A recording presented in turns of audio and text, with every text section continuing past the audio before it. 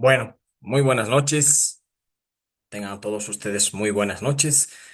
Soy el doctor Nino Antenor Encinas Dávila, odontólogo, docente en la Facultad de Odontología, en la carrera de odontología.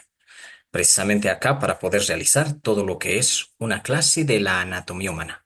Dicto anatomía humana. Así que empezaremos con todo lo que es la anatomía. ¿Sí? Para eso, empezaremos con esto que es generalidades y este conocimiento que comienza en la anatomía humana. Así que vamos a comenzar, ¿no? Para la cual empezaremos a compartir, ¿ya? Empezamos a todo lo que es compartir con esto que es la unidad uno y de las generalidades de la anatomía humana. Tengo una buena canción para Ok, cantar. Precisamente comencemos con todo lo que es la anatomía humana, ¿sí? Así que para poder ir entendiendo esto que es precisamente la anatomía humana, ¿no? Comencemos precisamente con un pequeño tema, un bonito tema que hace mucho tiempo ya habíamos comenzado, ya entendemos este tema, así que vamos a utilizar esto, esto de la música precisamente. Permítame precisamente este tema que resulta ser muy conocido para todos nosotros, precisamente para realizarlo como una motivación, precisamente como una técnica didáctica, ya que conocemos mucho nosotros sobre lo que es la música, nos gusta, la escuchamos continuamente y muchas veces manejamos muy bien y hasta sabemos lo que es la letra. Sí, podríamos cantarlo precisamente, saber esa letra, y de esa misma manera, este tipo de conocimiento que resulta ser emotivo, agradable, muy bonito, de la misma manera, esto vamos a adecuarlo.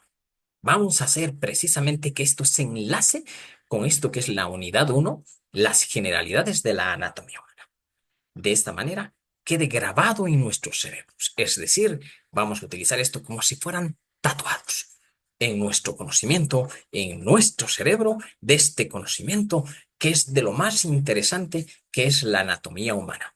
¿Sí? Así que, sin más que decir, continuemos, señores, con todo esto que es generalidades de anatomía humana. Así que comencemos con todo lo que es la introducción, ¿no?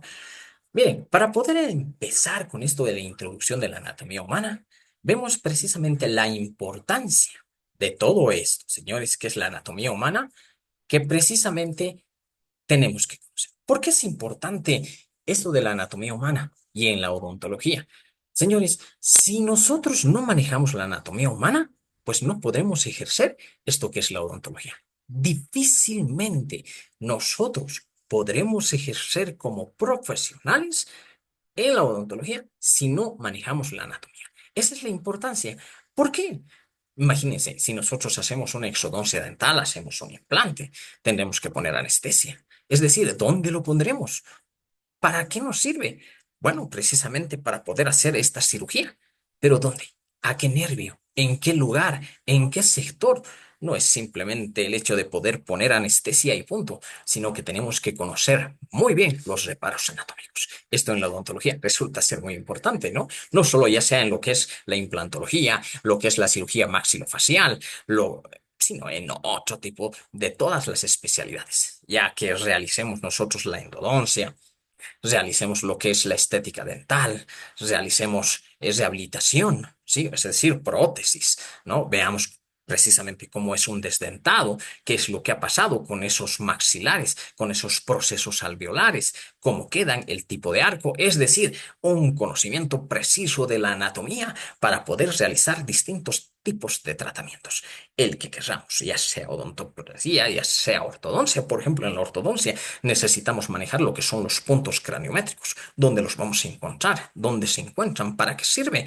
Pues precisamente para poderlos localizar necesitamos nosotros conocimiento de la osteología, ¿sí? Entonces, muy importante, señores, recontra importante, cualquier tipo de profesión médica, ya sea, por ejemplo, la odontología, ya sea la fisioterapia, ya sea la enfermería, la radiología, es decir, todas, todas estas requieren este cimiento, esta piedra angular que es conocida como la anatomía humana.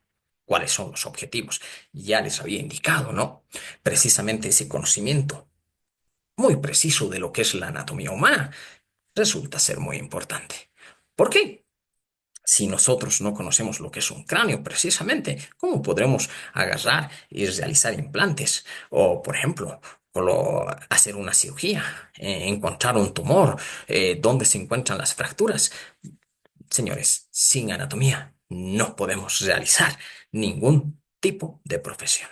Las relaciones que existen con otras disciplinas, por ejemplo, biomédicas, como la antropología, ¿no? Si nosotros precisamente en todo lo que es la antropología necesita de todo lo que es la osteología, ¿no? Es decir, si nosotros encontráramos un cuerpo, es decir, unos huesos, ya sea en cualquier lugar, para poder determinar si es de hombre, es mujer, pues precisamente necesitamos la anatomía humana.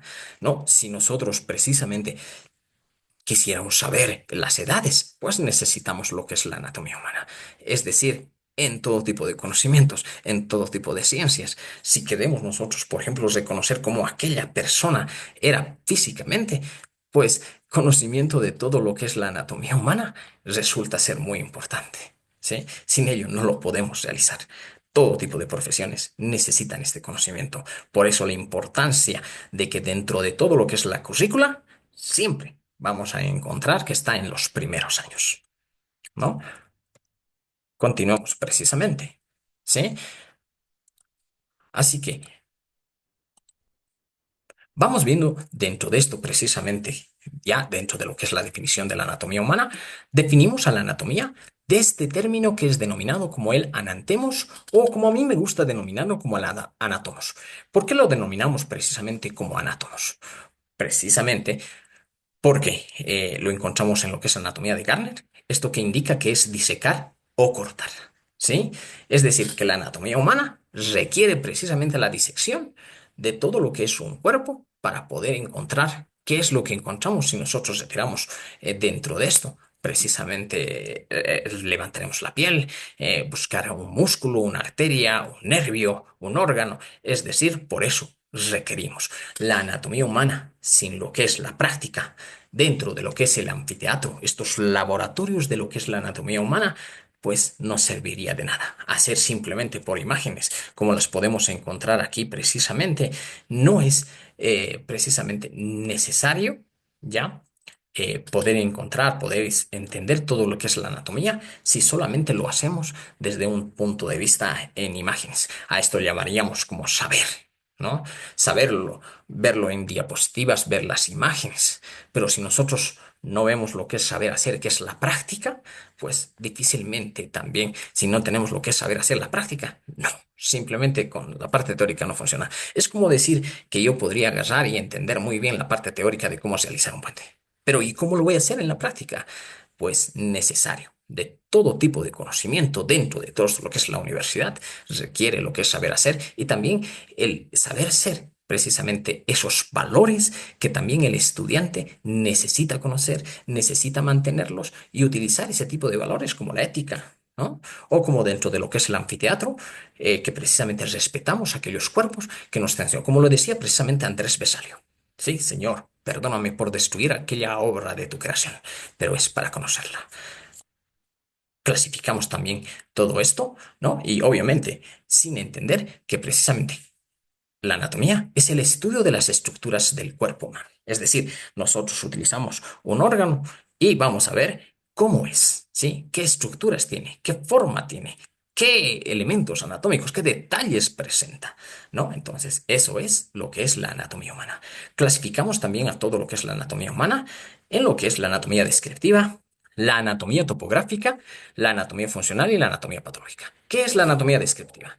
Describe y muestra su organización. En otras palabras, ¿cómo hacemos ese estudio de anatomía descriptiva? Es simplemente tomar un órgano. Por ejemplo, podemos tomar lo que es el hueso frontal. Estudiaremos este, que es un hueso, que es un órgano precisamente, poderlo detallar, sus elementos anatómicos, sus detalles, sus apófisis, sus crestas, surcos, etcétera. Todo eso simplemente enfocándonos en todo lo que es este órgano. Veremos las relaciones que existen. No hablaremos más de otros órganos que tienen relación con este, simplemente abocarnos a lo que es esto. Simplemente eso es anatomía descriptiva. ¿no? Vemos también lo que es la anatomía topográfica. En la anatomía topográfica expone la disposición recíproca en las diferentes regiones. ¿Qué es lo que hacemos? Precisamente agarramos lo que es la cabeza. En la cabeza vamos precisamente a hacer todo describiéndolo precisamente lo que es la anatomía topográfica. Es decir, vamos a separarlo por zonas, ¿sí? Por eso se llama, ¿no?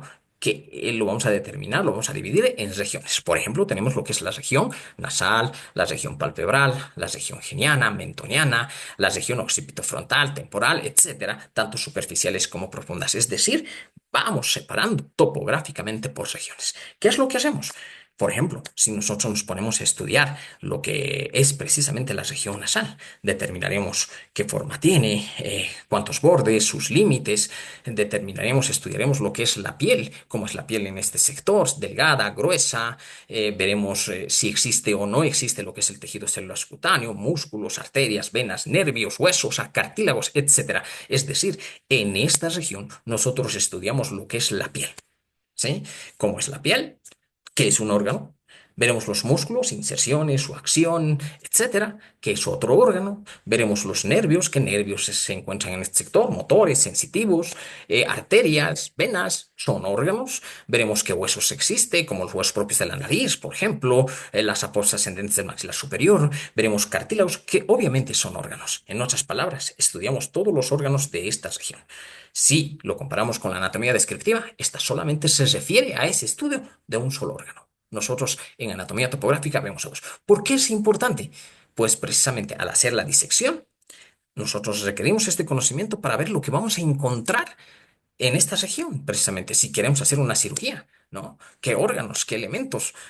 Por ejemplo, ¿qué órganos son precisamente muy complicados hacer una incisión? ¿No? ¿Qué tipo de incisión, ya sea vertical, transversal, si es profunda, no es profunda, etcétera, requiere precisamente esto que es la anatomía topográfica. Asimismo, tenemos lo que es la anatomía funcional. Indica las relaciones que tienen estas formas, estas estructuras con las funciones. Es decir, vemos para qué sirve un determinado órgano. Si nosotros hacemos anatomía descriptiva, por ejemplo, de lo que es el corazón, necesitamos saber para qué sirve precisamente este órgano, ¿no? Eso es lo interesante. Eso precisamente es lo que nosotros podemos determinar, ¿sí? De ahí la importancia, ¿no? Obviamente, miren, si nosotros vemos o hacemos ese estudio descriptivo de todo lo que es el cerebro, necesitamos saber para qué sirve, cuál es su función, ¿no? Los pulmones, por ejemplo, hacemos una anatomía descriptiva y necesitamos saber, debemos de saber para qué sirve. Es decir, hacemos un estudio de la anatomía descriptiva y también necesitamos saber para qué sirve. Si hacemos una anatomía topográfica, también tenemos que saberlo. ¿Cómo funciona? ¿Para qué funciona? Es decir, no podemos hacer anatomía descriptiva de un órgano si no sabemos la anatomía funcional. No podemos hacer la anatomía topográfica si no sabemos la anatomía funcional. Si lo hacemos así simplemente es hacer una anatomía precisamente muerta, ¿no? Por eso siempre tenemos y estamos requeridos saber para qué sirve, cuál es la función de ese determinado órgano. Tenemos todo también lo que es la anatomía patológica.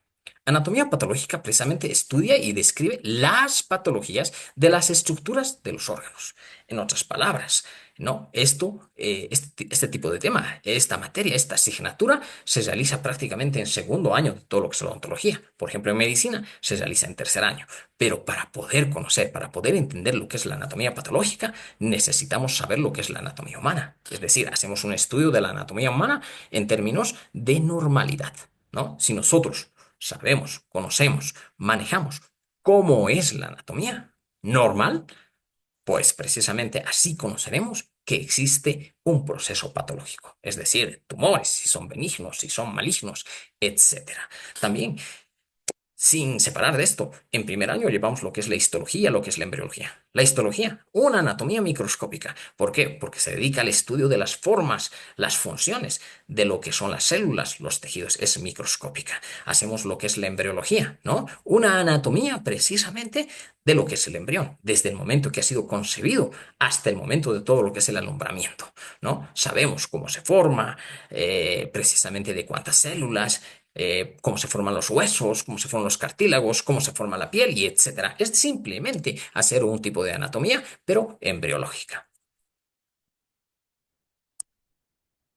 Asimismo, dentro de todo lo que es la anatomía descriptiva, vemos precisamente una descripción anatómica. ¿Qué es descripción anatómica? Como nosotros habíamos indicado, precisamente implica un cierto número de datos físicos que nos informan sobre las dimensiones. Es decir, cuando nosotros hacemos el estudio de lo que es el corazón, por ejemplo, tenemos que recurrir a saber cuánto pesa, ¿no? Dentro de qué parámetros, si serán kilos, obviamente que no lo son, ¿no? Pero, a ver, si precisamente serán, no sé, gramos, etcétera. Tenemos y necesitamos saber en qué términos, cuánto pesa, por ejemplo, ¿no? Estos órganos, de qué tipo de peso hasta qué otro tipo de peso. Es decir, conocer el peso, saber lo que es el color. ¿Qué color es?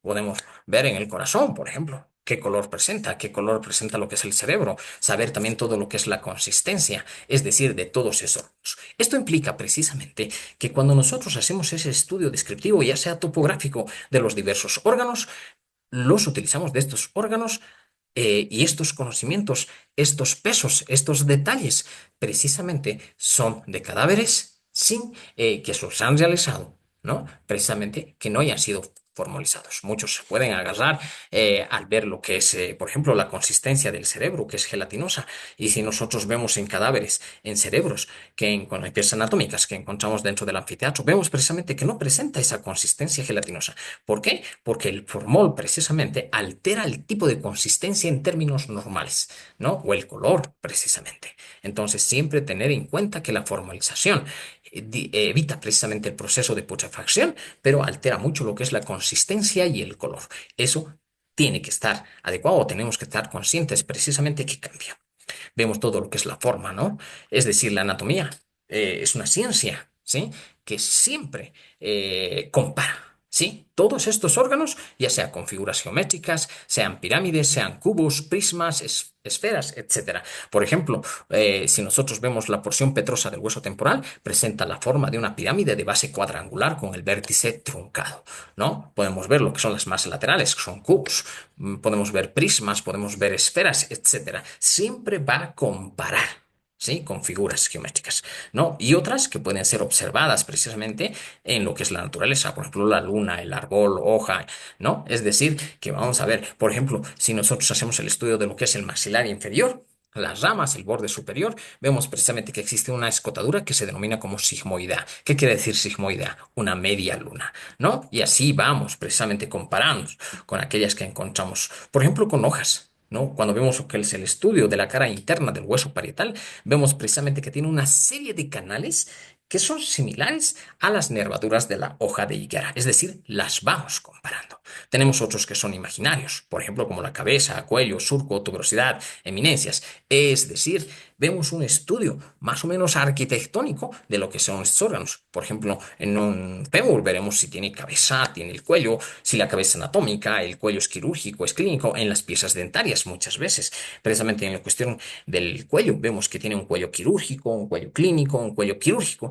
Detalles que son sumamente importantes a la hora de hacer una exodoncia, ¿no? ¿Cuál es el cuello clínico? ¿Cuál es el cuello quirúrgico? ¿Cuál es el precisamente anatómico? Etcétera. Entonces, necesitamos conocer eso. Y a ver también algunas elevaciones, depresiones en lo que son los huesos, ya sean tuberosidades, ya sean eminencias, ya sean surcos, ya sean líneas, rugosidades, etcétera, que vamos a utilizar.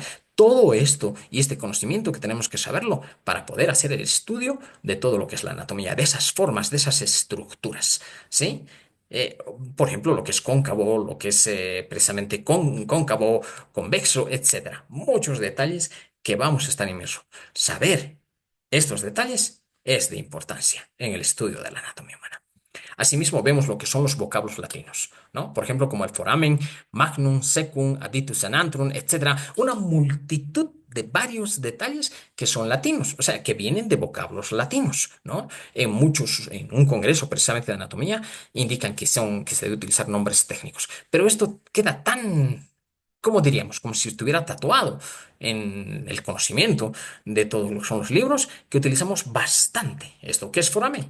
Por ejemplo, son agujeros. Magnum, que es grande. Secum, ciego. Additus and antrum, antrum, es un antro, una cavidad, ¿no? Que es añadida, ¿sí? Dentro de lo cual es el hueso temporal, por ejemplo, el latitus anantrum, etcétera. Todos estos vocablos latinos, ¿no? Asimismo, vemos lo que son los nombres de autores. A esto llamamos como nombres epónimos.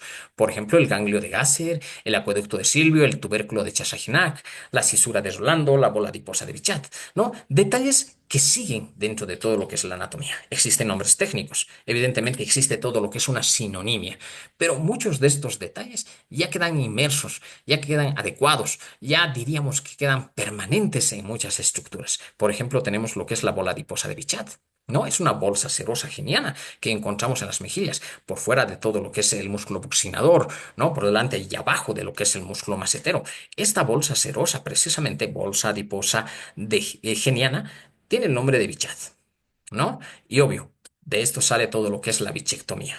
Bichectomía quiere decir extirpación de esta bola adiposa de Bichat. Se lo hace quirúrgica, lo hacen los odontólogos, ¿no? Entonces, queda hasta el día de hoy este término como bichectomía, que viene de Bichat.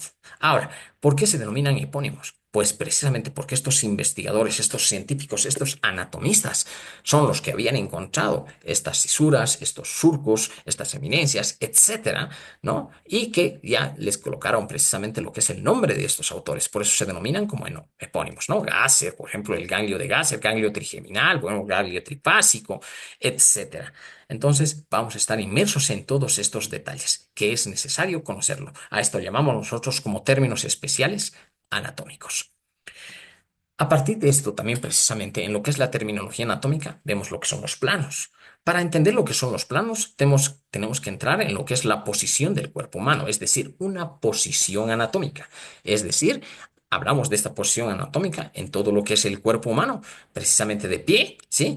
Con los miembros inferiores juntos, ¿ya? Pero con las palmas hacia adelante. A esto se denomina como una posición anatómica, ¿no? Lo podemos dividir por una línea que es una línea media que pase por la parte central, ¿no? La parte anterior, precisamente llamaremos como la parte anterior o la cara anterior, o si quieren ventral, hablemos de la cara posterior, la parte que se encuentra en la parte de atrás. Eso se denomina como cara posterior, o si quieren simplemente como dorsal.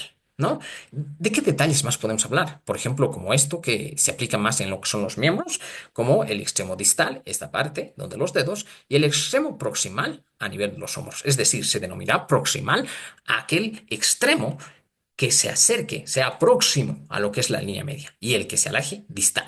Tenemos muchos detalles a esto, por ejemplo, que en colegio, precisamente en lo que son los colegios en secundaria, hablan de lo que son las falanges, falangina y falangeta. Obviamente son científicos, ¿no? Pero más adecuadamente dentro de todos esos estudios para lo que es las ciencias médicas, hablamos de una falange proximal, un falange medial y un falange distal. Proximal, aquel falange que se acerca a todo lo que es la línea media, el distal que se aleja de la línea media y este otro falange medio que es la parte central, ¿no? Entonces veremos eso, por ejemplo, en lo que son las piezas dentarias. En las caras proximales de las piezas dentarias hablamos de estos precisamente de una cara distal y una cara mesial en odontología. Esta cara mesial es la cara que está mirando más cerca, la más próxima a lo que es la línea media, y la cara distal, aquella que está más alejada de la línea media.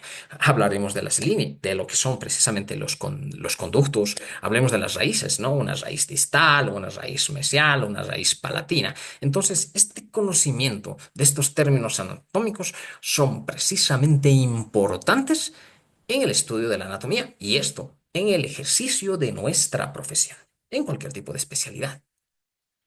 Estos planos, vamos a hablar de todo lo que es un plano coronal, el plano sagital, plano transversal. Es decir, ¿de qué estamos hablando? ¿No? De estos cortes o planos. Los dividimos en tres.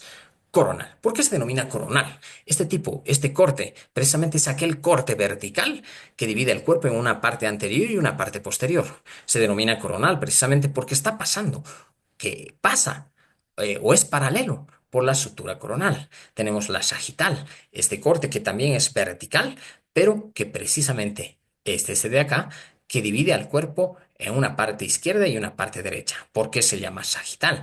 Porque este corte precisamente pasa por lo que es la sutura sagital, dividiendo al cuerpo, siendo vertical, en una parte izquierda y una parte derecha. Muchos hablan de una mitad izquierda y una mitad derecha, pero hoy en día en estos términos se denomina simplemente una parte izquierda y una parte derecha. Pueden haber muchos cortes, ¿no? que sean sagitales o parasagitales. Tenemos el corte transversal. Corte transversal es aquel corte horizontal paralelo a la línea del horizonte. Entonces hablamos de esto, que divide al cuerpo en una parte superior y una parte inferior. Pueden existir varios cortes que sean horizontales. ¿Por qué es tan importante? Este pequeño detalle resulta de gran importancia porque este conocimiento es el que lo vamos a utilizar nosotros ya para poder determinar si una pieza dentaria, si una raíz, si un conducto puede ser sagital, puede ser coronal, puede ser transversal, un conducto, no sé, un nervio, etcétera. Muchos esos detalles, ¿no? Aparte de ello, pues utilizamos este tipo de nombres para poder entender, leer lo que son las tomografías, ¿no? O sea, podremos ver este tipo de imágenes, ¿no?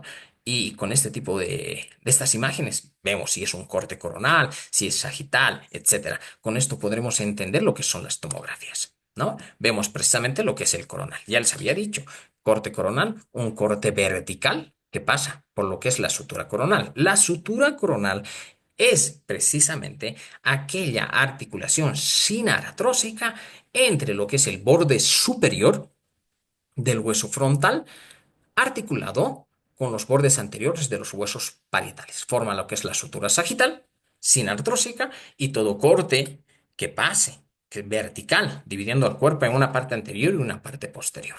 Esto se denomina como corte coronal, ¿no? Cuando realizamos este tipo de cortes, vemos en las tomografías de esta manera. ¿Sí? Miren, si ustedes pueden observar, acá está todo lo que es el hueso frontal, la base de cráneo, a este nivel encontramos lo que es el cerebro, las cavidades orbitarias, lo que es el tabique, cornetes, etcétera, las piezas, el hueso alveolar, ¿no? Entonces, visto de esta manera, es un corte coronal. Acá también ya lo podemos ver en un acercamiento o este de acá. ¿Por qué nos interesa? Porque con esto nosotros podemos interpretar, leer lo que es una tomografía. ¿No? Una tomografía llega a ser diferente ya a lo que es una radiografía. Una radiografía es simplemente unidimensional, ¿no? Entonces consideramos lo que es la tomografía en lo que son tres dimensiones, ¿no? Precisamente es como si llegáramos a cortar al cuerpo con este tipo de corte varias veces para poder encontrar ya sea un tumor, una fractura, un órgano, etcétera, entenderlo y poder realizar lo que es una cirugía. Tenemos también lo que son los cortes sagitales. ¿Por qué es corte sagital? Este corte sagital es un corte o un plano vertical que divide a lo que es el cuerpo en una parte izquierda y una parte derecha. ¿Por qué se denomina sagital? Porque este corte pasa por lo que es la sutura sagital o paralelo a la sutura sagital. También se denominan como parasagitales, ¿no? ¿Cuál es la sutura sagital? Es aquella sutura, precisamente una articulación sinartrósica entre los bordes superiores de los dos huesos parietales, ¿no? Es dentada, obviamente, igual que el coronal, pero esta sagital precisamente viene de ese nombre, dividiendo al cuerpo en una parte izquierda, una parte derecha. Pueden ser muchos cortes, ¿no? Y podemos observar de esta manera. Si ustedes observan, veremos acá lo que es precisamente el antro digmoro, seno maxilar, las piezas dentarias, ¿no? Un proceso que podríamos encontrar acá, cómo están lo que son las obturaciones, ¿no? Dentro de todo lo que es la endodoncia, ¿sí? Resulta de importancia porque así nosotros podemos determinar qué tan cerca se encuentra de lo que es el antro digmoro o cómo están realizadas, o si encontramos un proceso como en este caso precisamente, o en este otro, ¿no? Estos detalles de todo lo que es la tomografía resulta muy importante para todas las especialidades dentro de la odontología y obviamente en la medicina mucho más todavía, también para estos cortes, ¿no?